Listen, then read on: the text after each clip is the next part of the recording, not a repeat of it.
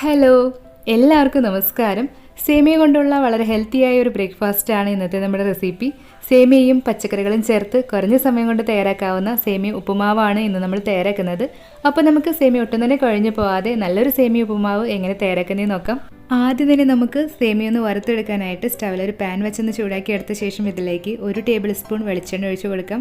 വെളിച്ചെണ്ണയ്ക്ക് പകരമായിട്ട് നെയ്യ് ചേർക്കാൻ ഇഷ്ടമുള്ളവർക്ക് നെയ്യ് ചേർത്ത് വറുത്തെടുക്കാവുന്നതാണ്. നിങ്ങളുടെ കയ്യിലുള്ളത് വറുത്ത സേമിയ ആണെങ്കിൽ വീണ്ടും വറുക്കേണ്ട ആവശ്യമില്ല. ഇതിലേക്ക് നമുക്ക് സേമിയ ഇട്ട് കൊടുക്കാം. 2 കപ്പ് അളവിലാണ് സേമിയ എടുത്തിരിക്കുന്നത്. ഏകദേശം 4 പേർക്ക് സെർവ് ചെയ്യാനുള്ള ഉപ്പുമാവ് നമുക്ക് ഇതിൽ നിന്നും കിട്ടും. ഇതിപ്പോൾ വീഡിയോയ്ക്ക് വേണ്ടി ആയതുകൊണ്ടാണ് ഇതുപോലെ വലിയ സേമിയ എടുത്തിട്ടുള്ളത്. ഉപ്പുമാവിന് വേണ്ടിയുള്ള ചെറിയ സേമിയ ഉപയോഗിച്ച് തയ്യാറാക്കുന്നതായിരിക്കും കൂടുതൽ ടേസ്റ്റ്. ഇനി നമുക്കൊരു മീഡിയം ഫ്ലെയിമിൽ സേമിയയുടെ കളർ ചെറുതായിട്ടൊന്ന് മാറി കിട്ടും വരെ ഒന്ന് വറുത്തെടുക്കാം. ഏകദേശം ഒരു 4 മിനിറ്റ് കൊണ്ട് നമ്മുടെ സേമിയയുടെ കളറെല്ലാം ഒന്ന് മാറി വന്നിട്ടുണ്ട്. ഒരുപാട് കളർ മാറേണ്ട ആവശ്യമില്ല, ഇത്രമാത്രം മതിയാവും. ഇനി നമുക്ക് ഫ്ലെയിം ഓഫ് ചെയ്തിട്ട് ഇതൊരു ബൗളിലേക്ക് മാറ്റി വെക്കാം. ഇനി നമുക്ക് ഉപ്പുമാവ് തയ്യാറാക്കാനായി തുടങ്ങാം. അതിനായിട്ട് ചൂടുകട്ടിയുള്ളൊരു പാത്രം സ്റ്റവിൽ വെച്ചൊന്ന് ചൂടാക്കി എടുത്ത ശേഷം ഇതിലേക്ക് 2-3 ടേബിൾ സ്പൂൺ വെളിച്ചെണ്ണ ഒഴിച്ചു കൊടുക്കാം. വെളിച്ചെണ്ണ നന്നായിട്ടൊന്ന് ചൂടായതിന് ശേഷം ഇതിലേക്ക് നമുക്ക് 1 ടീസ്പൂൺ കടുകിട്ടൊന്ന് പൊട്ടിച്ചെടുക്കാം.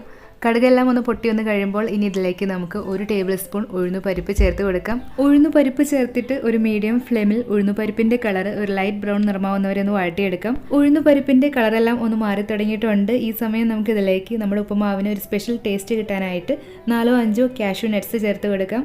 കാഷ്യൂ നട്ട്സ് തികച്ചും ഓപ്ഷണലാണ്, ഇഷ്ടമുണ്ടെങ്കിൽ മാത്രം ചേർത്താൽ മതിയാവും. ഇനി ഇതിലേക്ക് നമുക്ക് എരിവിനായിട്ട് 3 പച്ചമുളക് ചെറുതായി അരിഞ്ഞത് ചേർത്ത് കൊടുക്കാം. പച്ചമുളക് നമ്മുടെ ഓരോരുത്തരുടെയും എരിവിന് ആവശ്യത്തിന് ചേർത്ത് കൊടുക്കാവുന്നതാണ്. കൂടെ തന്നെ ചെറിയൊരു കഷ്ണം ഇഞ്ചി ചെറുതായി അരിഞ്ഞതും ഒപ്പം തന്നെ കുറച്ച് കറിവേപ്പില കൂടി ചേർത്തിട്ട് ഒരു മീഡിയം ഫ്ലെയിമിൽ ഇഞ്ചിയുടെയും പച്ചമുളകിൻ്റെ എല്ലാം പച്ചമണം മാറും വരെ ഒന്ന് വഴട്ടിയെടുക്കാം. ഇഞ്ചിയുടെയും പച്ചമുളകിൻ്റെ എല്ലാം പച്ചച്ചുവയെല്ലാം ഒന്ന് മാറി കിട്ടിയിട്ടുണ്ട്. ഇനി ഇതിലേക്ക് നമുക്ക് ഒരു മീഡിയം സൈസിലുള്ള സവാള ക്യൂബ്സായി അരിഞ്ഞത് ചേർത്ത് കൊടുക്കാം. കൂടെ തന്നെ ഒരു 1/4 കപ്പ് അളവിൽ ചെറുതായി അരിഞ്ഞ ക്യാരറ്റും ഒപ്പം തന്നെ ഒരു 1/4 കപ്പ് അളവിൽ ചെറുതായി അരിഞ്ഞ ബീൻസ് കൂടി ചേർത്ത് കൊടുക്കുന്നുണ്ട്. പച്ചക്കറികളെല്ലാം നമ്മുടെ ഇഷ്ടമനുസരിച്ച് ആവശ്യത്തിന് ചേർത്ത് കൊടുക്കാം. ഇനി നമുക്ക് ഇതിലേക്ക് പച്ചക്കറികളിലേക്ക് ആവശ്യമായ 1/2 ടീസ്പൂൺ ഉപ്പ് കൂടി ചേർത്തിട്ട് ഒരു മീഡിയം ഫ്ലെയിമിൽ ഇതൊന്ന് വഴട്ടിയെടുക്കാം. പച്ചക്കറികൾ ഒരുപാട് നേരം വഴട്ടി വെന്തുടയേണ്ട ആവശ്യമില്ല. എല്ലാത്തിൻ്റെയും പച്ചച്ചുവയെല്ലാം ഒന്ന് മാറി ഒന്ന് സോഫ്റ്റായി കിട്ടിയാൽ മതിയാവും. പച്ചക്കറികളെല്ലാം പാകത്തിനൊന്ന് വെന്ത് സോഫ്റ്റായി കിട്ടിയിട്ടുണ്ട്. ഇനി ഇതിലേക്ക് നമുക്ക് സേമിയ ഒന്ന് വെന്ത് കിട്ടാൻ ആവശ്യമായ വെള്ളം ഒഴിച്ചു കൊടുക്കാം.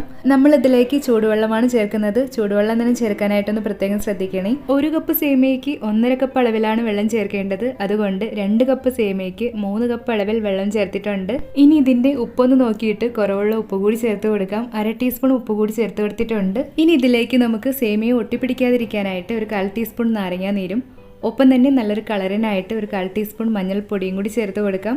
മഞ്ഞൾപ്പൊടി ഓപ്ഷണലാണ്, വേണമെങ്കിൽ മാത്രം ചേർത്താൽ മതി. ഇനി ഈ വെള്ളം ഒന്ന് തിളച്ചതിന് ശേഷം ഇതിലേക്ക് നമുക്ക് ഫ്രൈ ചെയ്ത് മാറ്റി വെച്ചിരിക്കുന്ന സേമിയ ചേർത്ത് കൊടുക്കാം. കൂടെ തന്നെ 1/2 കപ്പ് അളവിൽ ചിരകിയ തേങ്ങ കൂടി ചേർത്ത് കൊടുക്കുന്നുണ്ട്. ഇനി നമുക്ക് ഇതെല്ലാം കൂടി നന്നായിട്ടൊന്ന് ഇളക്കി യോജിപ്പിച്ചെടുക്കണം.